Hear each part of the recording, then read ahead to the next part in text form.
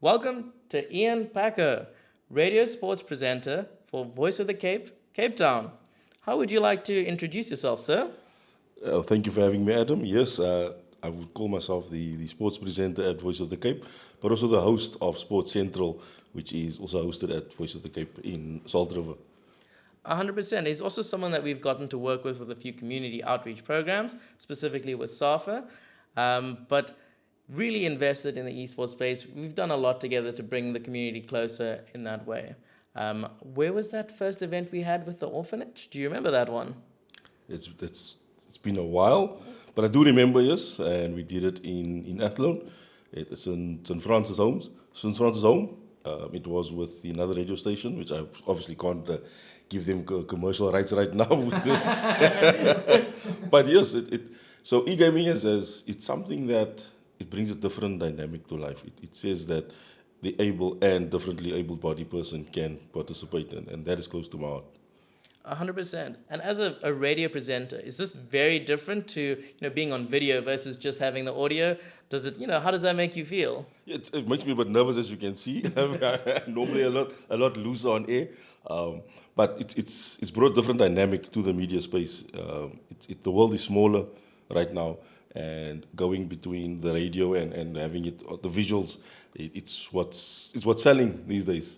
But it says that you guys have started with the e-gaming. 100%. I almost like to think of it as like going from 2D to 3D when you're at the cinemas. Yes. You're just adding that extra element, just getting those facial expressions, really brings out another layer, makes it a bit more colorful. How long have you been running your show that you are currently doing? In fact, the 1st of March was 1 year exactly. So this is like an anniversary little snippet that we are doing. But yeah, I've been on air now for 1 year exactly. That's so exciting. I find radio so interesting. I mean, you can reach so many different people, especially just tuning in on their way to work or anything like that while they even are working maybe in the background. What made you decide to start pursuing radio, or how did the opportunity come your way? If I must tell you, a few years ago, I was approached by an agency to go on the radio. And because I'm a shy, introvert person, I try to hide behind that. I declined. And it just shows full circle that a year ago, I was just at the right place at the right time and received the call, do you want to do our sports? And I wasn't going to say no this time. Yeah, 100%. It's all about taking those opportunities, I think. What do you think they saw in you that made them think, man, this guy, we need to put him on air talking about sports? Look, it's also content, knowledge, and also you got to have a vibe about you. Right.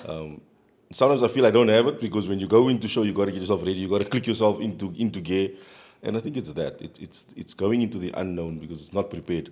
Anything can go wrong. Anybody can ask you a question of 1940, and you got to be able to answer them. And that's normally the ups and downs of being on the radio. Is that you got to be up to date with everything, and I think that stood me in good for this position. Oh, okay, that makes a lot of sense. And how do you click on? How do you prepare for a radio segment? Do you meditate, or how do you get in the zone for that? So what I normally do is I zone out about 5 minutes while driving into studio, and then we've got a lift which has a mirror, and then you just got to smack yourself to get into put your game face on, and then just switch on. And when that lift opens, automatically you switch on because you gotta click into gear. That's an awesome routine. I think I need something like that for the show because personally, when we do the takes for the other section, I have 20 takes where I just can't get in, and it's just shouting nonsense. You're smacking yourself. Obviously, we don't have to be live, so very easy for me to just cut and chop here and there. What has been your favorite moment on the radio show that you can remember in the last year? So what the show has done, the tagline on Sports Central is from grassroots to global. And we've seen many community-based sportsmen, athletes, come onto the show and then go and achieve great things, go and represent the country. And we've also used the show as a platform where we raise awareness that why are our athletes, why are they being charged to wear the national emblem? It should be a natural thing for the government or the province to pay for that. The athlete has done enough to get there and sacrificed enough to be able to be a subject matter expert in their field, and have to still have the extra financial burden. And I think the show has broken a lot of that dimension, and we've actually got the provincial ministers that are listening to the show, the cities, the right people are listening to the show right now. And that is what's important. Fantastic. That's an amazing accomplishment. I remember there's so many fundraisers and things going out from teams that are trying to get international, just trying to get to somewhere they've qualified for, and it is horrible to have that setback being monetary. So amazing that you're doing that and reaching out to the right people. I guess speaking of guests, who are some of your favorite, no, maybe not favorite, but legendary celebrities you had the honor of speaking to on your show? So what we've done is, as I said, the tagline is from grassroots. So we've taken the normal community person who has now achieved a national honor, the likes of Tasneem Solomons, who is the current 8-ball black belt world champion, the likes of Ghulam Talib, who is 50, who went to go and represent the South African veterans at the over 50 World Cup, and they won the bowl plate, I think. We've had Nasif Morris, ex-Bafana Bafana. We've had the likes of the swimming sensations, the differently abled swimmers there. We've had kids that have gotten a disabled incident on the field. We've managed to come and say, sports is not just about the 11 people or the 7 people going onto the field. It's the other part of it, the holistic part of sport. Right. We've done that. I've had the president of the Cape Town Sports Council in the studio, just to speak about how many athletes there are that are participating in sports in Cape Town on its own. Fantastic. I mean, that's amazing. What a colorful lineup. And I really do like the idea that you're taking and targeting so many different people who have just made a big difference in their communities. You made an appearance on the show? I have made an appearance on the show. We'll try to find a clip from that and just maybe post it. What would you say to students that are interested in getting into presenting, radio or otherwise? What is something you think they should work on? Confidence and your content. You have one shot. There's no retake. There's no take two. It is, you got to be accurate with your content. You got to be accurate with your facts and know the sport, know the codes, know the administrative part, know the constitutions. It's not just I'm watching football and I think that I can commentate on it. There's a background story. Yeah, 100%. And obviously with confidence, I assume practice makes perfect, whether that's in the mirror, speaking to your parents, speaking to your audience, may that be your pet goldfish or anything like that. Do you think in that vein that maybe streaming or recording videos, maybe on YouTube or Twitch Lite or other streaming platforms, do you think that could be an intro, see if you're good for it, see how you do and recording, and then maybe move from there? Or yeah, look, I never had that opportunity like today, where it's accessible. Everybody can have a camera and a mic and go onto it. And I think today's generation is a lot more bolder compared to where we come from, where we were a bit shy. Can we say this? Can we not say this? Where the youngsters of today just goes for it and we deal with the aftermath. Yeah, we've seen some very wide-spoken people come up through like TikTok and all those other ones. So yeah, you definitely can make a name for yourself. It's a lot more accessible. You just have to grab that opportunity like we've been saying.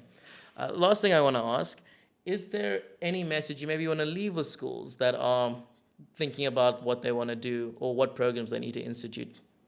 I do think that the curriculum needs to change in a bit, that it becomes more modern and more focus-driven on what the individual wants, because we should not box somebody. I was useless at mathematics at school. It's a joke I tell everybody. But I ended up being a businessman still. I'm ended up where I am now, doing sports, where sports was my passion at school, but then it was never a subject. Media should be a subject already. Just as an intro, we should get kids to be themselves and express themselves and what their strength is. You can't force somebody to sit there and do an accounting system who doesn't want to do bookwork. It's just where that is. But to our school kids, I do think that education is still the most important and the most vital aspect of life. It's more for yourself than for anybody else. It's gaining the knowledge. It is preparing yourself for what lies ahead. Thank you so much for your knowledge. This has been an amazing interview. And hopefully we'll see you again sometime soon. Yeah, no, you better come back to the studio. I must say that there was a big cry for you. I mean, we even had you guys at our festival, at the Voice of the Cape Festival, where you came. But we do feel that we need to do a bit of work there, maybe bring you guys into the spotlight. But in fact, the fact that I want e-commerce sports to be, because it's a way of life. It's also an income stream and income revenue for somebody. So the kid that is sitting on the corner that is maybe not good at football outside, but can sit here with a controller and still be the world champion. There's a place for them. Yes, I mean, I just met Julio the other day. I walked into him, and guys like Julio still that is around. It's about them and giving them the recognition. And that's what I'm saying. There should be another Adam. I mean, you're good at your game that you play. You like the fantasy games. I watch these things. Trying to get myself au fait with everything. But as I said, it is a way of life. It's become a revenue, an income for somebody. It's become a sport. Yeah, 100%. And I love that you mentioned Julio because I think we might be having him on the show next week. So that's a fantastic segue into that. Yes, no, he's an amazing character. I love what he's done for the sport, and I love that he's still putting into it. He's amazing. Yeah.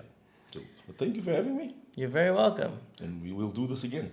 Fantastic. And I'll be bringing some PlayStation over your side soon, maybe. Yeah, no, we definitely need to. We need to get Sports Central. We got to get a game for Sports Central, and we start a competition. Fantastic. All right.